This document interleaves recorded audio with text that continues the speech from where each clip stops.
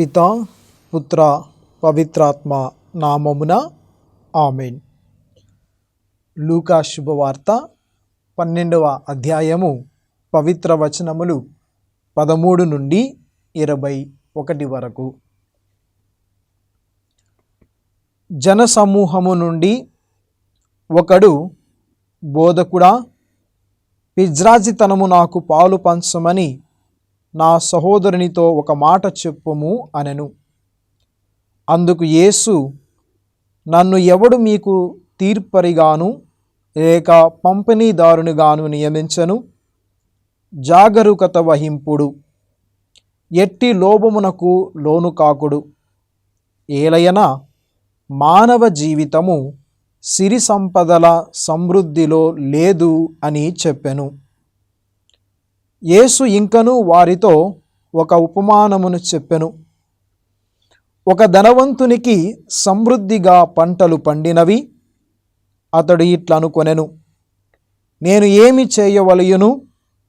పంటలు భద్రపరచుకొనుటకు నాకు చాలినంత స్థలము లేదు. ఒక పని చేసెదను, కోట్లు పడగొట్టి వానిని ఇంకనూ పెద్దవిగా కట్టెదను. అందున ధాన్యమును సరుకులను అన్నిటినీ భద్రపరచెదను. నాతో ఇట్లు చెప్పుకొందును, నా ప్రాణమా, నీకు అనేక సంవత్సరములు సరిపడు గొప్ప సంపదలున్నవి. సుఖముగా ఉండుము, తిని త్రాగి ఆనందింపుము. కాని దేవుడు అతనితో, ఓరి అవివేకి, ఈ రాత్రికే నీ ప్రాణములు తీసివేయబడును. అప్పుడు నీవు కూడబెట్టినది ఎవరికి చెందును అనెను. తన కొరకు ధనమును కూడబెట్టుకొనిన వారి స్థితి ఇట్లే ఉండును. వారు దేవుని దృష్టిలో భాగ్యవంతులు కారు అని చెప్పెను. ప్రియ విశ్వాసులారా, చేతులు జోడిద్దాం, కళ్ళు మూసుకుందాం. ఒక చిన్న ప్రార్థన ద్వారా ఈ వాక్య పరిచర్యలో అడుగు పెడదాం. మమ్ము సదా కరుణించి కాపాడుతున్నటువంటి సర్వేశ్వర, గడిచిన కాలమంతా మమ్మల్ని అందరినీ అద్భుత రీతిగా కాచి కాపాడినందులకు నీకు వేలాది వందనాలు, స్తుతి స్తోత్రాలు చెల్లించుకుంటున్నాం ప్రభువా. ఈ సమయాన్ని మాకు ఇచ్చినందుకు కూడా మీకు వేలాది వందనాలు, స్తుతి స్తోత్రాలు ప్రభువా. మరి ముఖ్యంగా వాక్యాన్ని వినబోవచ్చున్నటువంటి మా హృదయపు తలుపులను తెరచి వాక్యానుసారంగా జీవించే భాగ్యాన్ని మా అందరికీ ప్రసాదించుమని ఈ యొక్క మనవిని మనాథుడైన యేసుక్రీస్తు అతి శ్రేష్టమైన నామమున అడిగి వేడుకొనుచూ ఉన్నాము. ఆమేన్.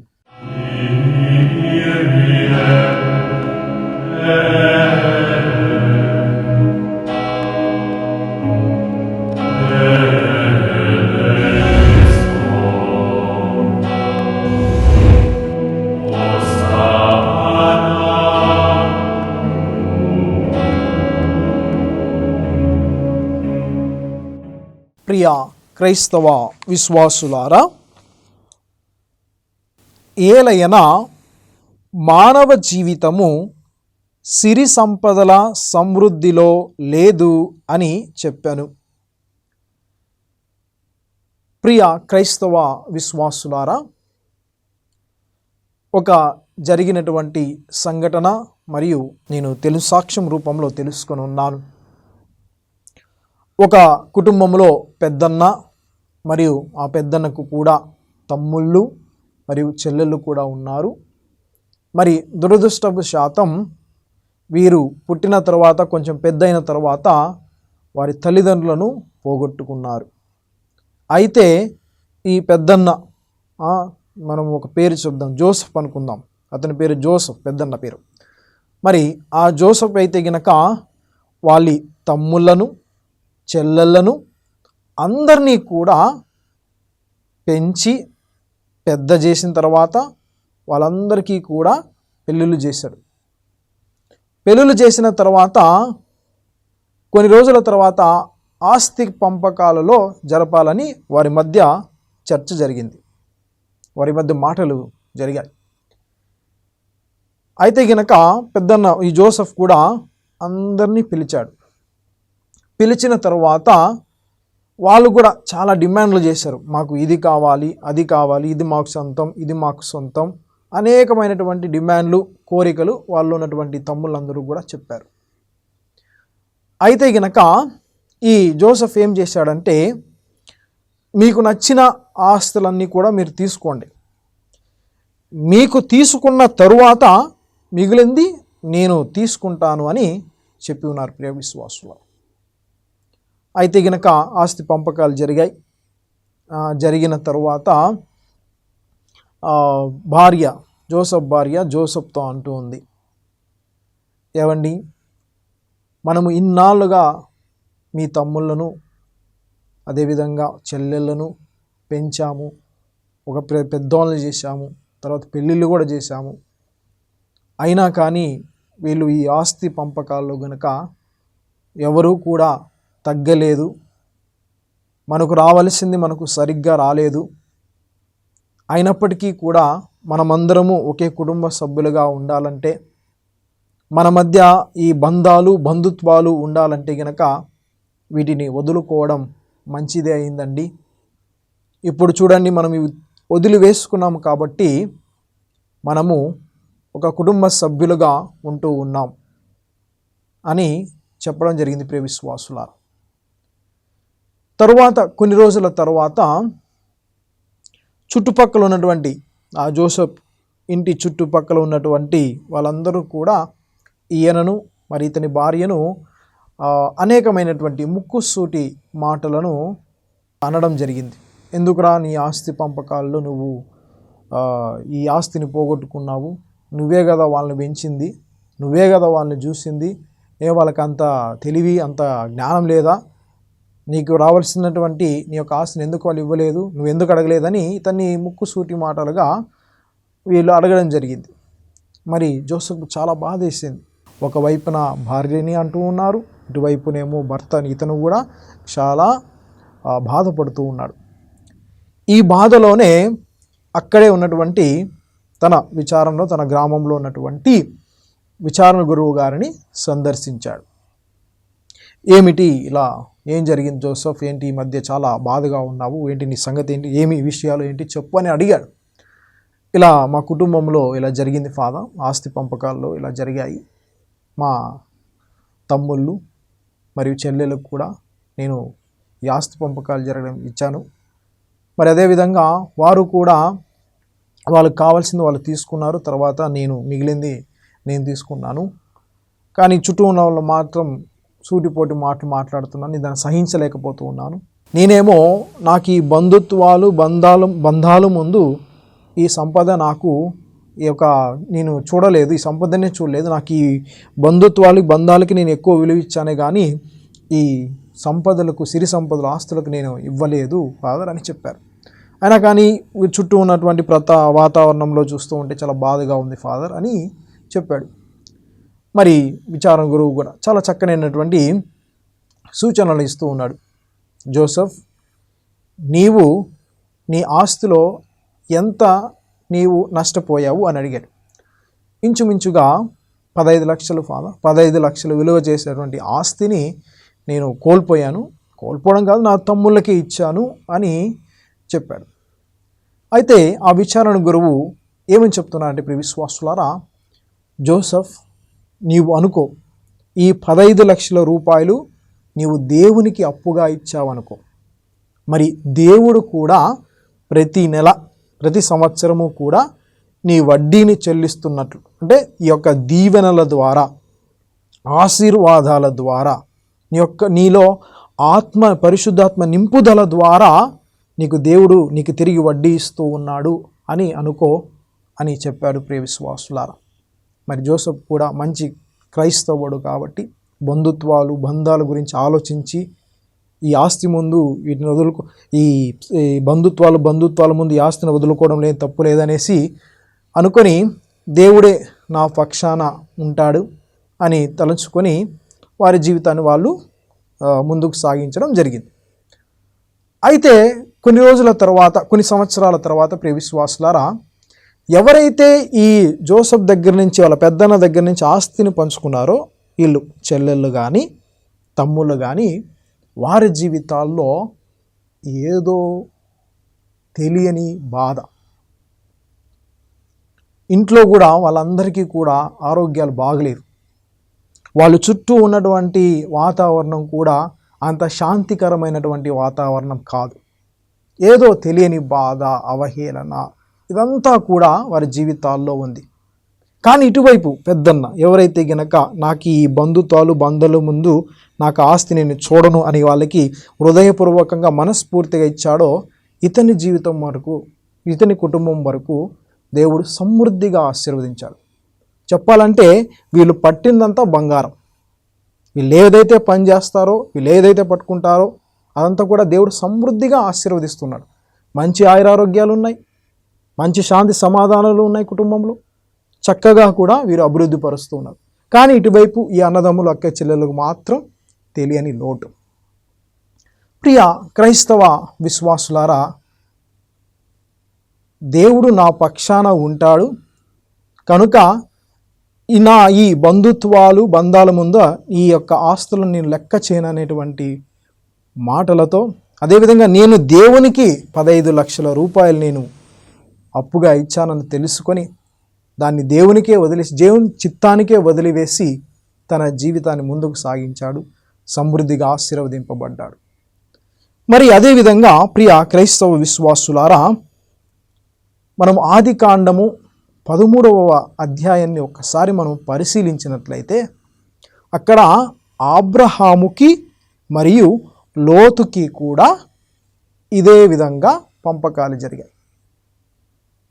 మరి అబ్రహాము ముందు లోతుకు చెప్తూ ఉన్నాడు, నీకు ఏది ఇష్టమైతే అది నువ్వు తీసుకో, నీవు తీసుకున్న తరువాత మిగిలింది నేను తీసుకుంటాను అని చెప్పి ఉన్నాడు. ప్రియ విశ్వాసులు, అంటే క్షుణ్ణంగా చెప్పాలంటే, మీకు అర్థమయ్యే విధంగా చెప్పాలి అంటే, మరి మిగిలిన దాన్నే అబ్రహాము తీసుకున్నాడు. లోతు అయితే గనక యోర్దాను నది ఒడ్డున వంటి ప్రదేశాన్ని తను తీసుకోవడం జరిగింది. అంటే ఎక్కడైతే గనక సమృద్ధిగా పంటలు పండే సారవంతమైనటువంటి నేలను తీసుకున్నాడు. కానీ అబ్రహాముకు కూడా కొండలు గుట్లు అంటారుగా, సాగు చేసుకోవడానికి కూడా పనికిరానటువంటి నేలను తీసుకున్నాడు. కానీ దేవుడు అబ్రహామును సమృద్ధిగా ఆశీర్వదించి ఉన్నాడు. ప్రియ క్రైస్తవ విశ్వాసులారా, ఈరోజు చాలామంది కుటుంబాలలో ఈ యొక్క ఆస్తి పంపకాలనైనా కానీ మరి ఏ ఇతర సమస్యలు కానీ కుటుంబాలు చిన్నాభిన్నమైపోతూ ఉన్నాయి. ఎవరు కూడా ఈ రోజుల్లో బంధాలని, బంధుత్వాల్ని లెక్క చేయట్లేదు. నాకింత నీకు అంతే, నేను ఎట్లుంటా నువ్వు అక్కడే అట్లే ఉండు అనేటువంటి మనస్సులతో ఉన్నారు. మరి మనం విన్నటువంటి సువిశేష పఠనం, ప్రభువు ఒక ఉపమానము ద్వారా, లోబి ఉపమానము ద్వారా మనకు చాలా విషయాలు తెలియజేస్తూ ఉన్నాడు. ప్రియ క్రైస్తవ విశ్వాసులారా, యేసు ప్రభు దగ్గరికి వచ్చినటువంటి ఆ ధనవంతుడిని, ఇదిగో నా సహోదరునితో నేను పంచుకోవడానికి ఇవన్నీ మీరు ఇట్లా పంచండి అని అడిగినప్పుడు యేసు ప్రభువు ఆ యొక్క ధనవంతునికి ఒక ఉపమానం ద్వారా చెప్తూ ఉన్నాడు. ప్రియ విశ్వాసులారా, అవన్నీ కూడా మనము విన్నాము. 16వ వచనము నుండి 21వ వచనము వరకు.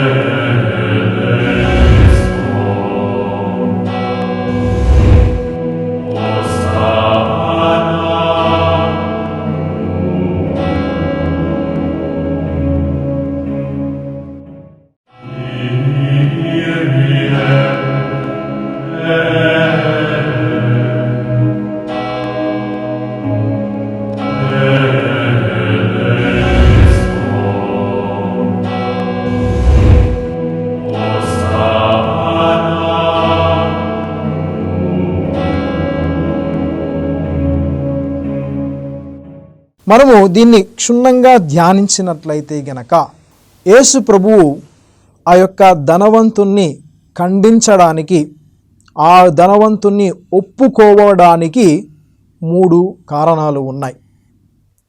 వాటిని మనము క్షుణ్ణంగా ధ్యానిద్దాము ప్రియ క్రైస్తవ విశ్వాసులారా. మొదటిది లూకా శుభవార్త 12వ అధ్యాయము 17-19 వచనాలు. అతడు ఇట్లనుకొనెను, నేను ఏమి చేయవలయును? పంటలు భద్రపరచుకొనుటకు నాకు చాలినంత స్థలము లేదు. ఒక పని చేసెదను, కోట్లు పడగొట్టి వానిని ఇంకనూ పెద్దవిగా కట్టెదను. అందు నా ధాన్యము సరుకులు అన్నిటినీ భద్రపరచుకొనును అని చెప్పి ఉన్నాడు ప్రియ క్రైస్తవ విశ్వాసులారా. అంటే స్వార్థముతో ఆలోచిస్తూ ఉన్నాడు. ప్రభువు అతని దగ్గర ధనము ఉందని, లేకపోతే అతను ధనవంతుడని అతన్ని ఖండించలేదు, వ్యతిరేకించలేదు. కానీ దానితో పాటు తనకున్నటువంటి ఆలోచనను, తనకున్నటువంటి ఆ గుణాన్ని దేవుడు ఖండించడం జరిగింది ప్రియ విశ్వాసులారా. ఏమిటి? ఆ ధనవంతుడు కూడా నా అనేటువంటి స్వార్థముతో ఉన్నాడు. నా దగ్గర ఇంత ధనము ఉంది, నా దగ్గర ఇన్ని సంపదలు ఉన్నాయి, నేను దానికోసం ఇంకా పెద్ద గదులు చేస్తాను, దాంట్లో ఇవన్నీ కూడా పెట్టుకుంటాననేటువంటి స్వార్థముతో ఆలోచించాడు. అందుకే యేసు ప్రభు ఆ ధనవంతుని ఖండించాడు. ఈరోజు నీవు నేను కూడా ఒక్కసారి పరిశీలించుకోవాలి. ఏ వ్యక్తి అయితే తన స్వార్థాన్ని విడచి జీవిస్తాడో తను చుట్టూ ఉన్నటువంటి 10 మంది సంతోషంగా ఉంటారు. ఇంకొక మాటలో చెప్పాలంటే ప్రియ విశ్వాసులారా, ఏ వ్యక్తి అయితే స్వార్థముతో జీవిస్తాడో ఆ వ్యక్తి చనిపోయినటువంటి శవముతో సమానం. ఒకవేళ స్వార్థముతో జీవించిన, తన జీవితంలో ప్రయాణము చేసిన, ముందుకు వెళ్ళిన తన గోతిని తనే తవ్వుకున్నట్లు. ఈ ధనవంతుడు కూడా ఇలాంటి ఆలోచనలతో, ఇలాంటి గుణాలతో వచ్చాడు. అందుకనే యేసు ప్రభువు ఆయన ఖండించాడు. అంటే ఉపమానం ద్వారా చెప్తూ ఉన్నాను ప్రియ క్రైస్తవ విశ్వాసులారా. ఎంతసేపు కూడా తన ధనము కోసమే ఆలోచించాడు, కానీ తన కుటుంబ సభ్యులను మర్చిపోయాడు, తన సహోదరులను మర్చిపోయాడు. ఎంతసేపు కూడా నా సంపద అని ఆలోచనలో పడిపోయాడు ప్రియ విశ్వాసులారా. అందుకే ప్రభువు ఆ వ్యక్తిని ఖండించాడు. ఇది మొదటిది ప్రియ విశ్వాసులారా. రెండవది ప్రియ క్రైస్తవ విశ్వాసులారా, లూకా శుభవార్త 12వ అధ్యాయము 19వ వచనం. నాతో ఇట్లు చెప్పుకొందును, నా ప్రాణమా, నీకు అనేక సంవత్సరములకు సరిపడు గొప్ప సంపదలు ఉన్నవి. రెండవ కారణం ఎందుకు యేసు ప్రభు ఆ ధనవంతుణ్ణి ఖండించాడు అంటే ప్రియ విశ్వాసులారా, తనకు మరణమునకు జీవమునకు అర్థము తెలియదు. ఎంతసేపు కూడా తినడం, త్రాగడం, పడుకోవడం, సంపదలు సంపాదించడం, ఇదే తన జీవితం అనుకున్నాడు. ఇదే తన జీవితం అని అనుకున్నాడు. ఏవి కూడా ఆలోచించలేదు. కానీ జీవితాన్ని లోతుగా మనము పరిశీలించినట్లయితే గనక ప్రియ విశ్వాసులారా, డబ్బులు సంపాదించడంలోనే చాలామంది సతమతం అవుతూ ఉన్నారు. డబ్బు అనున్నది మన జీవితంలో ఒక భాగం, అంతేకాని డబ్బే జీవితం కాదు. ఈరోజు మనం ఎలా బ్రతుకుతూ ఉన్నాం? ధనము వైపే ఉన్నాయి మన కళ్ళు అన్నీ కూడా. ఓకే, మనకు నిత్యావసరం, మనకు జీవించడానికి, మనము సమృద్ధిగా ఉండడానికి, ఆరోగ్యకరంగా ఉండడానికి మనకు డబ్బు కావాలా, సంపద ఉండాలా, అన్నీ ఉండాలి, కాదనట్లేదు. కానీ ఆ వ్యసనంలోనే మనం ఉండకూడదు. అందుకే నేను చెప్పి ఉన్నాను, డబ్బు అనేది మన జీవితంలో ఒక భాగం, డబ్బే జీవితము కాదు. మరి ఈ ధనవంతునికి జీవితం ఏమిటి? తినడం, త్రాగడం, తనకున్నటువంటి సంపదలన్నీ కూడా అనుభవించడానికి, ఆస్వాదించడానికి. అందుకే ప్రభు చెప్తున్న, రాత్రికి రాత్రే నీ ప్రాణాలు నువ్వు కోల్పోతే గనక ఈ సంపదలంతా ఎవరికి చెందుతుందని. అందుకే మనం పాట కూడా పాడతాము ప్రియ విశ్వాసులారా, లోకమంతా సంపాదించి ఆత్మను కోల్పోతే లాభం ఏముంది అని. మనము కూడా మన దృష్టిని, మన ఆలోచనలను మనము దేవుని పరలోక రాజ్యము పైన దృష్టి పెట్టాలి. దేవుని వైపు ఆధ్యాత్మిక విషయాలపై మనము దృష్టి పెట్టాలా? అప్పుడు మన జీవితం బాగుంటుంది. మనము అక్కడికి చేరుకున్నప్పుడు పరలోక రాజ్యానికి గమ్యస్థానం, మనందరి గమ్యస్థానం పరలోక రాజ్యం. ఆ పరలోక రాజ్యంలో చేరుకునేటప్పుడు మనకంటూ ఒక చోటు ఉండాలి. ఆ చోటును మనం ఇక్కడి నుంచే సంపాదించుకోవచ్చు. ఎందుకు? మన ఈ విషయాలు, మనం జీవితున్నటువంటి జీవితము పరలోక రాజ్యం వైపు దృష్టి పెట్టి జీవించినట్లయితే గనక మనము ఆ యొక్క పరలోక రాజ్యంలో చోటు తగ్గించుకోవచ్చు. ప్రియ క్రైస్తవ విశ్వాసులారా, ఈరోజు నీవు నేను కూడా మనము ఆత్మ పరిశీలన చేసుకోవాలి. దేనిపైన మన దృష్టిని, మన ఆలోచనలను కేంద్రీకరించాం? వేటిపైన మనము పెట్టి మన జీవితాలను ఉదాహరణగా తీసుకొని జీవిస్తూ ఉన్నాం అని మనం ఒకసారి ఆత్మ పరిశీలన చేసుకోవాలి ప్రియ క్రైస్తవ విశ్వాసులారా. అదేవిధంగా మూడవది ఏమిటంటే ప్రియ విశ్వాసులారా, సుఖముగా ఉండుము, తిని త్రాగి ఆనందింపుము. మరి అదేవిధంగా మనం ఒకసారి గనక మత్తయి శుభవార్త 16వ అధ్యాయము 26వ వచనాన్ని మనం ఒకసారి చదివిన గనక, మానవుడు లోకమంతటినీ సంపాదించి తన ఆత్మను కోల్పోయినచో వానికి ప్రయోజనము ఏమి? తన ఆత్మకు బదులుగా మానవుడు ఏమి ఇయ్యగలడు? ప్రియ క్రైస్తవ విశ్వాసులారా, ఆ ధనవంతుడు